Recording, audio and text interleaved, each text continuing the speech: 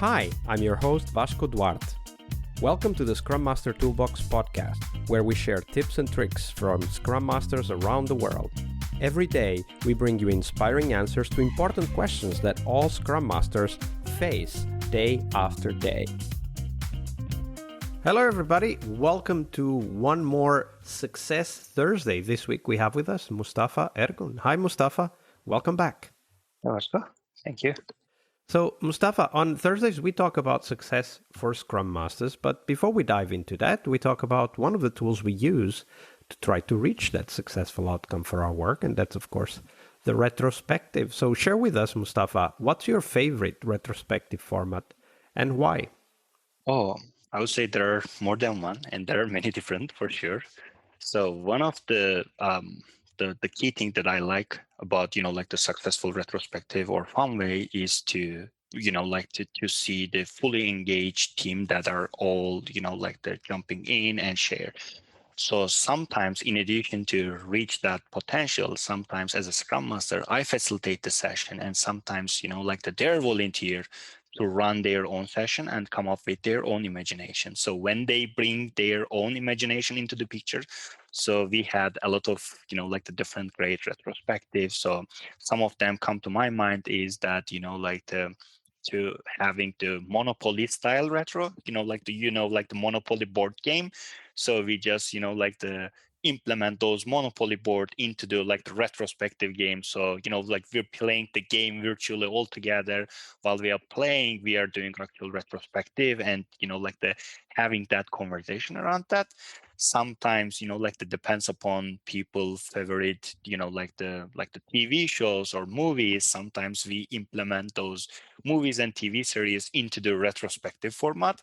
I would say, like the Breaking Bad style retrospective, or, like the Office, or, like you call it, you name it. So, like to having fun and, like the making actual connection within the team members. Those are, like the highly innovative, I will say. So one thing is also very important with those retrospective in order to have a successful like the team to identify the action items, like the not only having fun within the retrospective, but also like to discuss all necessary steps, understand people needs, and like to hear them. It's very important as a Scrum Master.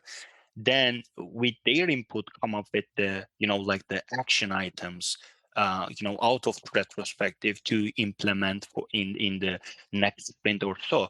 So this part is really important. So if people see that like the something happening after that retrospective, they see some sort of improvement. I realize that like the engagements are always more with retrospective, and people are like the willing to share more and like the involved. So like the I always track different ways to see our action items to remind them within the next sprint, hey, those are the things that we have discussed and this is our progress. And it doesn't mean that always Scrum Master need to take the action item. Sometimes like the team members need to follow up with them and like to make that happen. So those are my like overall experience. Absolutely. So I wrote down at least one Breaking Bad retrospective. I'll if you have a link for that, I'll put it on the show notes. Is there some other type of game or favorite series format that you would like to highlight? So we had another one. So it's also like the fun. So as part of the retrospective, whatever we have experienced within the sprint, in addition to 10, I I create a section for like in a way like the challenge each individual within the sprint. And what it means by that, in addition to our retro board, I add two different sections. The first section is to like the as a Mustafa challenge Mustafa, like the completely anonymous. Let's get feedbacks. What are the areas that people want to see me to work more? Or even my professional career or my social life, like the let's hear them more about the expectation, in a challenging way.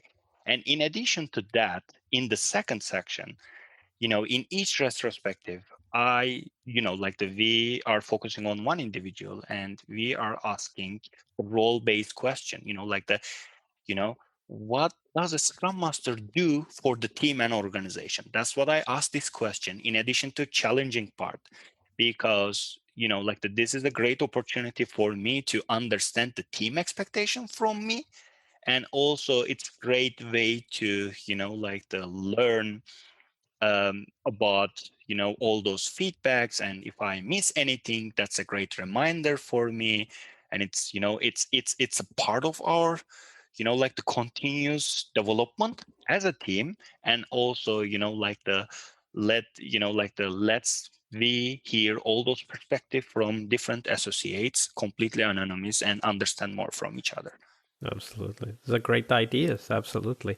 So, Mustafa, now we turn our attention to success and what that means for us as Scrum Masters. So, in the same spirit as the challenging question you were just talking about, let's hear, what do you think we Scrum Masters should challenge ourselves to achieve in order to be successful? That's a great question, and also it is not an easy question to answer. So that's for sure. There are different, the dimension within with that question for sure. But I will say, there are three main parts. Let me put it this way: there are three main parts. The first part is that as a Scrum Master, we need to help the team, to succeed as a team. When I'm saying this is not only from work perspective, but also from happiness perspective. So I always want to create an environment for the team that people want to come back to work happily for the next day, and they enjoy they enjoy the every minute they spend the together. And it's not always the work, it's sometimes the related to fun. So I have some experiment with that one. After I share my two more points, I would like to get in more and share those experiments as well. The other one would I would say, as a Scrum Master, helping the organization, to grow as a business. So as a Scrum Master, we all talk about, the Scrum Master is the one that having different hats. So one important hat is to have a change agent hat. So when we talk about those change agent, it's not always in the team level, but sometimes within the organization level, to understand all those anti-patterns, to to help the organization, sometimes to coach individual, right, to show them their potential and to do something better. And and the last one, it's kind of tied with the first one, the helping the team succeed as a team, but also it's important to support or mentor or coach the individuals to see their potential and reach their fulfillment. So also as a Scrum Master, we need to work with those the individuals within the team to see what they want to accomplish, how they feel, and the how they can bring their best into work to have a better future for themselves. So um, Absolutely. Three important aspects for a Scrum Master to consider. Uh, for me, it's very important that the first one that you shared. How do we help a team succeed and also feel happy, feel good about coming back to work again? Are there some specific questions or exercises you run in a retro to help the team reflect on those two things, success as a team as well as happiness at work? Sure. So first of all, we are always doing, the different surveys and review all those surveys to make sure that we are all at the same page. And when I talk about the survey, I don't mean they, asking them a question, what's your happiness? It's not that type of question. So it is more likely as a Scrum Master to read the room, right?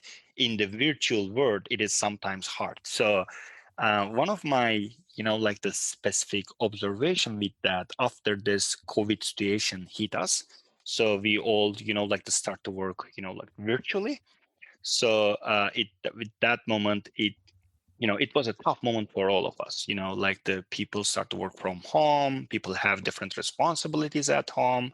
Some of them are facing some difficulties with the health situation, either impact themselves or their, family or loved ones. So I see that, like the people, sometimes some individuals are up and down, and, so and I also see some conversation around that. First, like I create a space to have that conversation in the retrospective or outside of the retrospective to make sure that, like we hear each other, we understand each other, Then I start to come up with something fun. So I had some specific exercise for that one.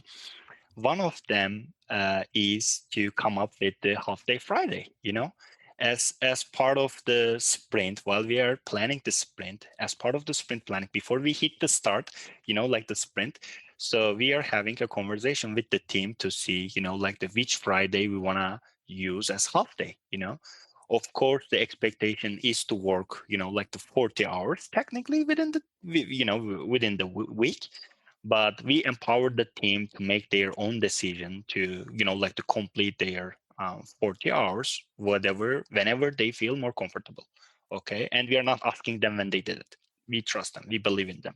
And, like as part of the sprint planning, we are making a decision always. So, like either this Friday or the following Friday, right after the sprint planning, I block the whole afternoon, whatever Friday we had to make decision, like it's half day Friday. Just, like even you stay at home, just, like to stay away from the work.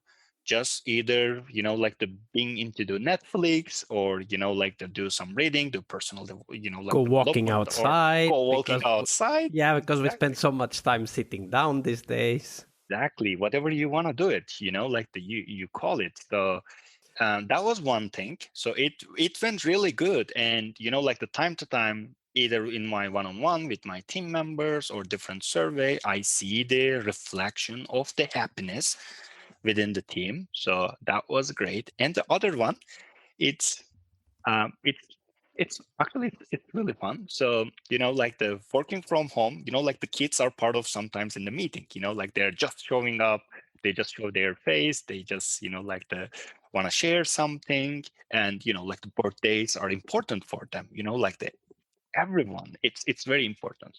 So what we did a couple times, so we start to have a virtual birthday party for the team members' kids.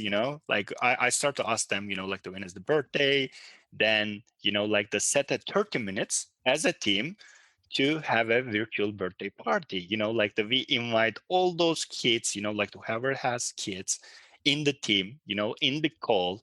So everyone open the cameras. Someone, some people put some fun virtual background. We sing a song together.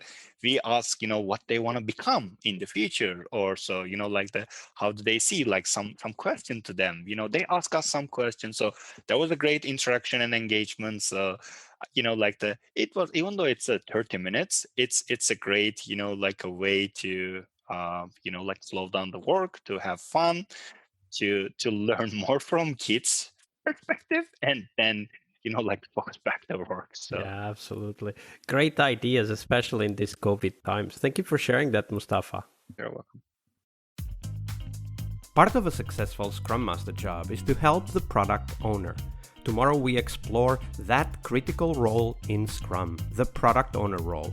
Tune in to learn about product owner anti-patterns, what you can do to help the product owner, and a real-life example of what a great product owner is and what made it so. Tomorrow on our Friday Product Owner episode. See you tomorrow. We really hope you liked our show. And if you did, why not rate this podcast on Stitcher or iTunes? Share this podcast and let other Scrum Masters know about this valuable resource for their work. Remember that sharing is caring.